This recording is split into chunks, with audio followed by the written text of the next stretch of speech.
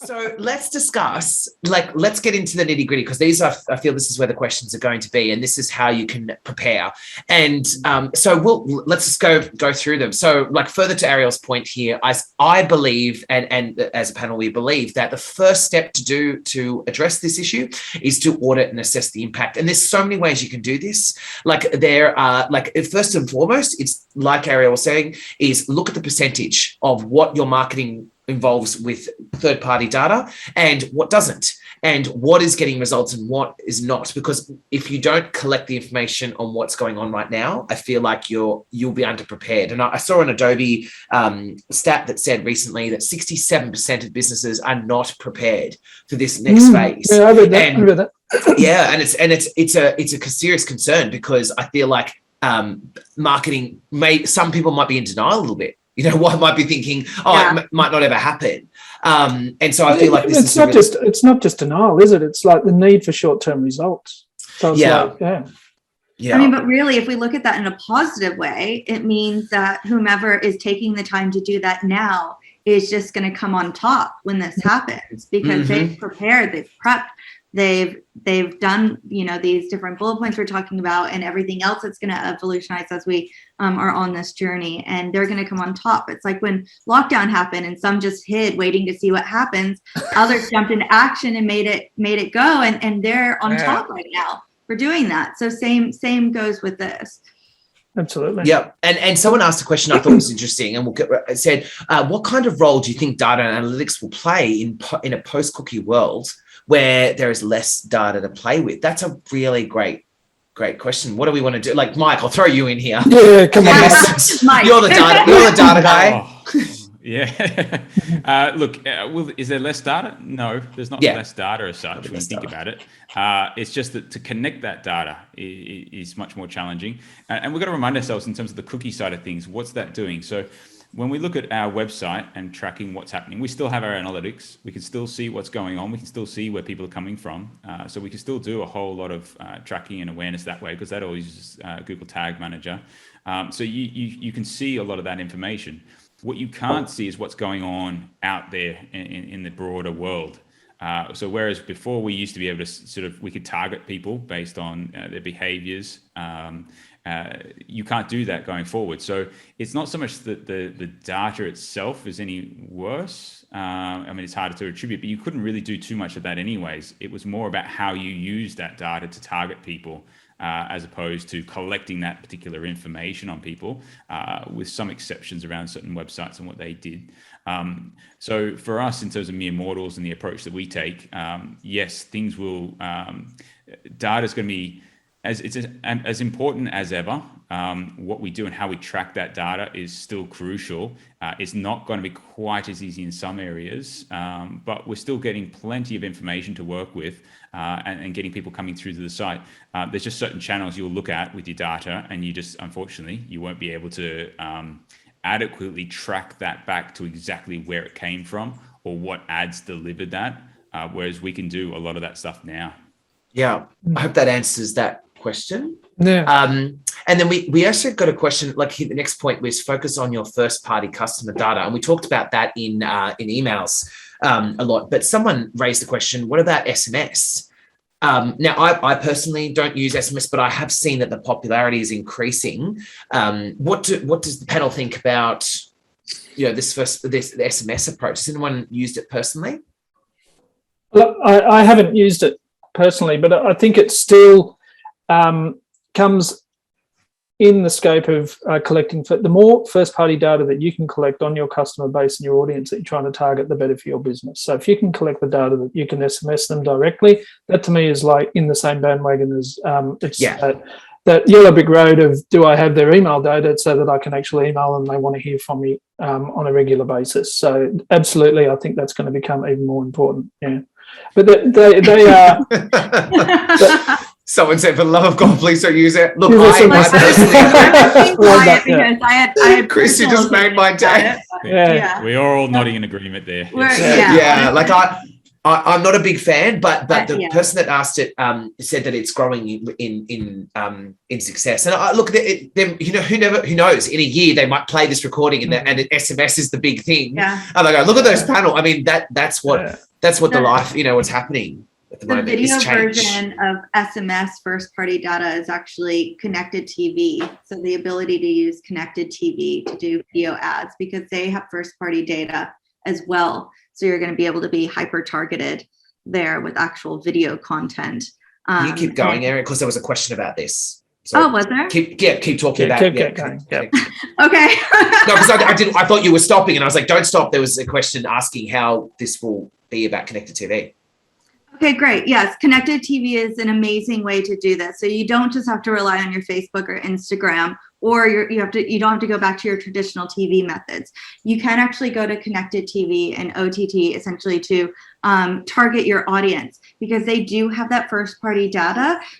So you can actually have that hyper focused advertisement on there to achieve your results. So we're going to see a lot more of our video creation go to connected TV, I'm guessing, when we go into a more cookieless world. So that's going to be, because programmatic's not going to be, able to work as well. Yeah. That's where that's going to, I think, take over some of that programmatic, and we're going to be relying on connected TV a bit more. Well, that goes definitely back to the context, and so looking at advertising and video and so forth in context with where people are at and what they're watching and doing. Yeah. So that's the walled gardens thing, isn't it? Sorry. Yeah, absolutely. I was just going to say, Ariel. So with the connected TV, are you going to be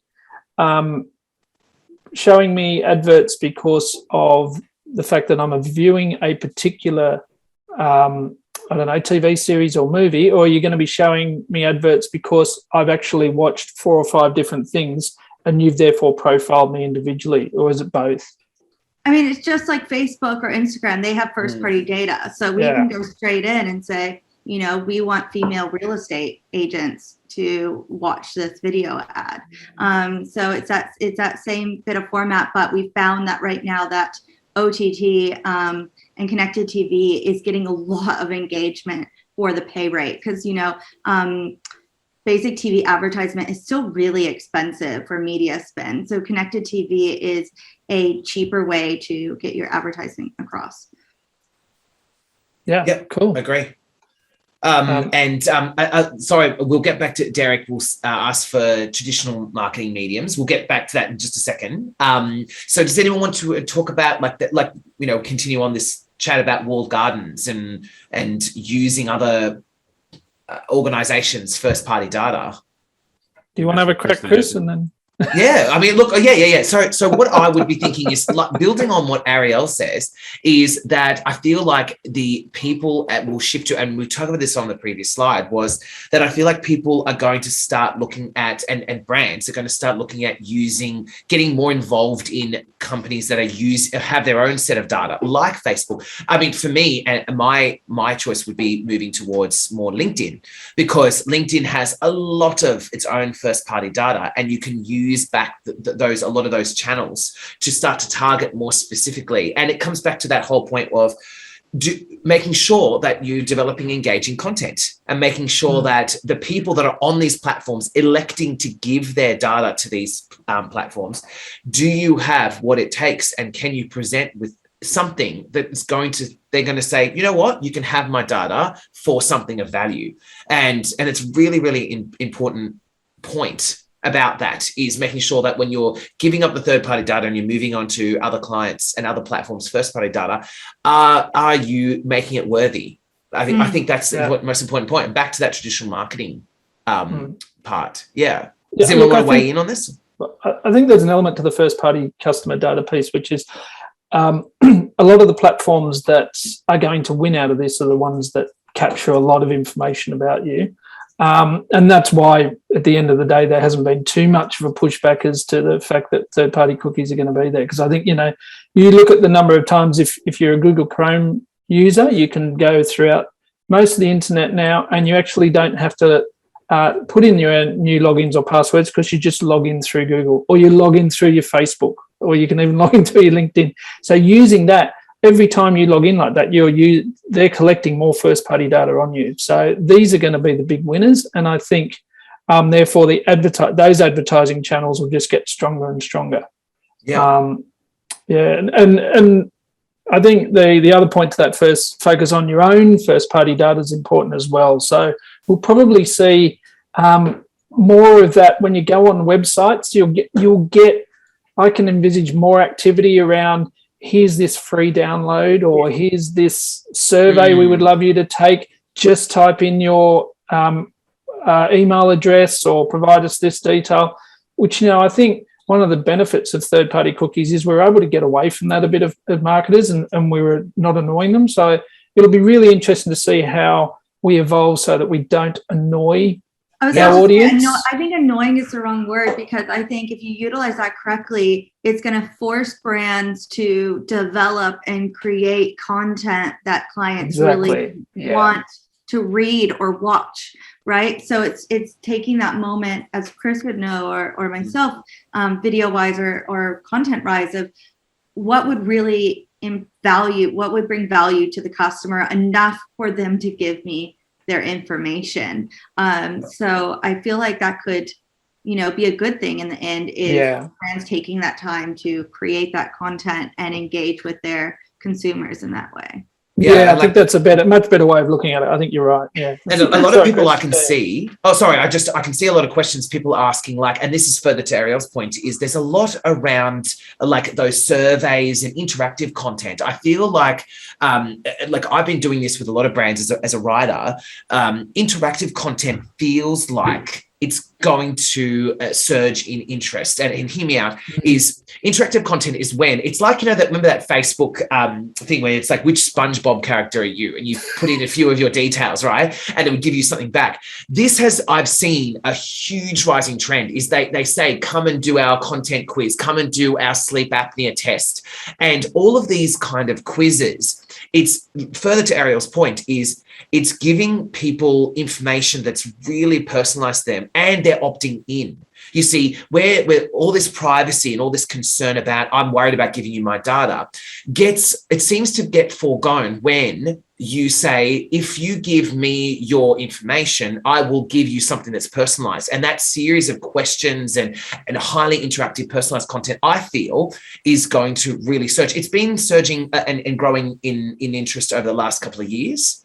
But I've seen platforms like HubSpot and those kind of things where they say, enter 5 details and you'll get 5 different outcomes. Those kind of things require people to put in their data, but not only their data. It's not just identification. It's not just your name and last name. It's also like saying, yes, I have this issue, or no, it's not, that doesn't apply to me. So what ends up happening? Does everyone agree here? It's like people are electing when it's interactive, so long as they are getting something personalized back to them. I can give you an example.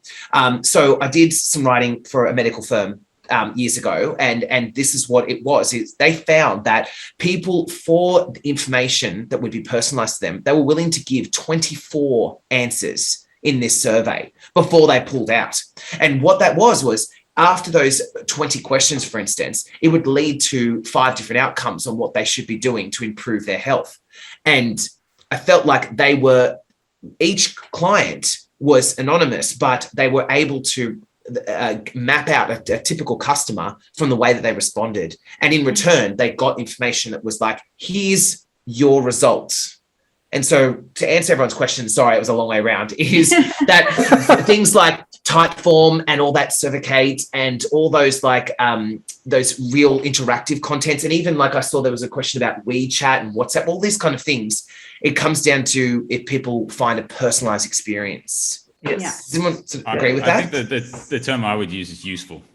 Yeah. Yeah. It's probably good ways. Yeah. Yeah. Rather than static. What they get back. If what they get out of it is useful to them, then we're prepared to give up some of our information and stuff because we're getting something of value back. And so, it's not rocket science. It's not sophisticated stuff. It's just look at Mike. Mike's busting at the seams. He's like, listen, guys, privacy is very important. We need to find a better way. And like there was a really good one from Nancy was, do you foresee more growth again in traditional media space? And will there be technology? Look, I mean, I think time will tell, but I feel like, I mean, what do you think in the traditional space? I don't think it's going to be like back to really traditional, like, back to the newspaper per se. But I feel like some of those previous mediums will be coming back. I mean, what do you guys think about this? If they can adjust their pricing, then I'm sure they will. Well, yeah. Well, that's right. Some of those were real expensive, right? So like newspapers, magazines, all of those kind of things. Been holding on to their enormous profits for so many years. They couldn't let go. So I think if it has a bit of a readjustment in terms of where they see where the true value is in it, there's still great platforms. They still work. So I don't see any issues there. It's just been for the past few years for us and our clients. I would never recommend that, because I know that from a dollar for dollar spend, I can get huge results for them in many other platforms and channels. So if it adjusted, then hey, no problems. I'd be happy to go back to it. Yeah.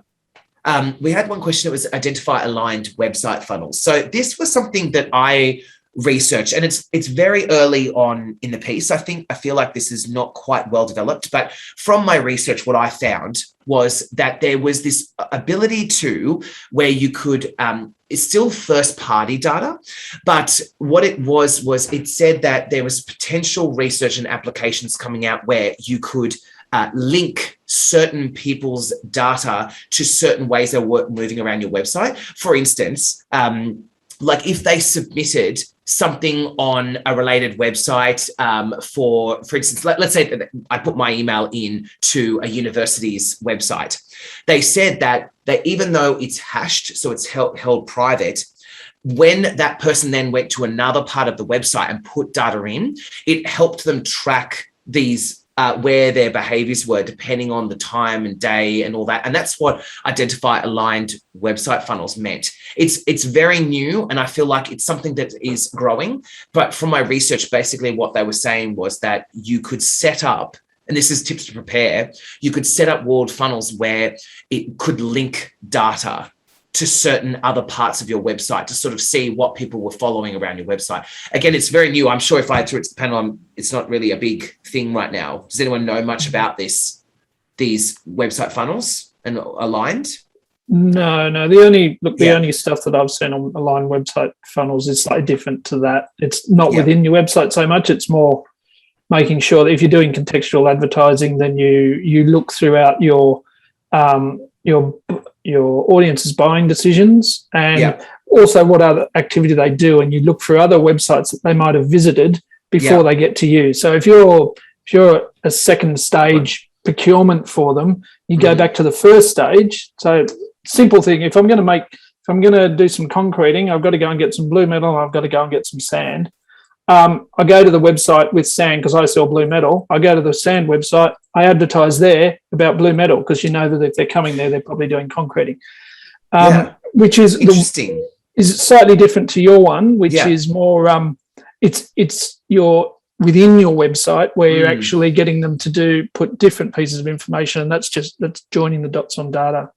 But I like what you're saying. I have seen that. I have seen that as well. And that, to be honest, but I haven't done enough work on it yet. Yeah. But I like what you're saying, Kristen. Can we explore this a little bit? Where it's like that contextual advertising, right? Where that's what it does. It's So like what you do is you find complementary products and services and advertise on those websites and check that it links. That's interesting. That's a really good And the more that you can understand, the way that you really get to those websites is not so much about just looking out into space and saying, rightio, which websites do X. It's actually looking at your own data that you've got on your customer base and really understanding and profiling them, putting them into categories, understanding what makes them tick. So you're really doing the third-party cookie work a bit yourself. And then you're trying to get those lookalike sites that you think that they will visit and be really interested in, and you brand associate, and you also direct them back to you. That's so key. Interesting. And I know we're finishing up. And of course, the last one is, like we said, we've covered well and truly, is develop engaging content, written, audio, visual, all of those kind of things is where it's at the moment. It really comes down to making sure that you are earning your audience's trust to have the data rather than just expecting it, I feel.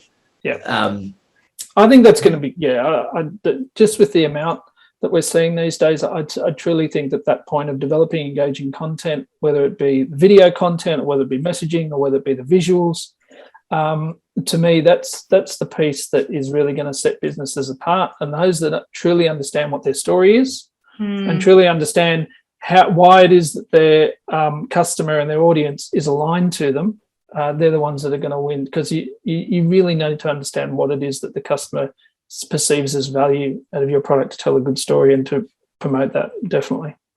So do we want to just move on to the very last questions?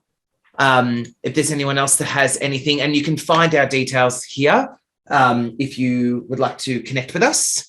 Does anyone have any questions? I had the question box up here somewhere. Here's Q&A. Sian said, any thoughts about like WeChat and WhatsApp and all of those kind of things? I mean, we've discussed this as a panel in terms of WhatsApp. I find it's hard. I don't know. What do people think about this one? It seems like it's a hard one. We get like WeChat and WhatsApp to work because it is such it's a very personalized kind of channel, isn't it? It's like having like your Facebook Messenger, trying to get there. I mean, what does everyone think about that in terms of how to use that? It's a hard one, isn't it? I know. It's a hard one because it's not quite been explored yet. I feel it's a real. It comes back to me. It just comes back. If that's where your audience is and that's what your brand is aligned to, it probably works for you. Yeah. And you're probably also a niche player in that it works for you, because it doesn't. You haven't yet seen it as one that's working for everybody. It's not horses for courses like a lot of other options out there. And I just asked the question about why you're going there. What is it that you see your audience is there rather than in one of the other easier to manage platforms at the current state? That's my only question. Anyone else? Oh, anyone else have any questions? Thank you. I mean, I'm not wrapping up, but if anyone wants any more questions while we chat, thank you so much for joining us this evening. Look, I hope everyone enjoyed it as much as we did. Look, as we said, it's a very uncharted territory kind of space that we're going into. No one really knows how to exactly navigate, but look, I shared the link to the blog that we did some research on, and if you have any other questions, please connect it up with us. Thank you. Thanks, everyone. Thanks, everyone. Bye. Appreciate it. Bye.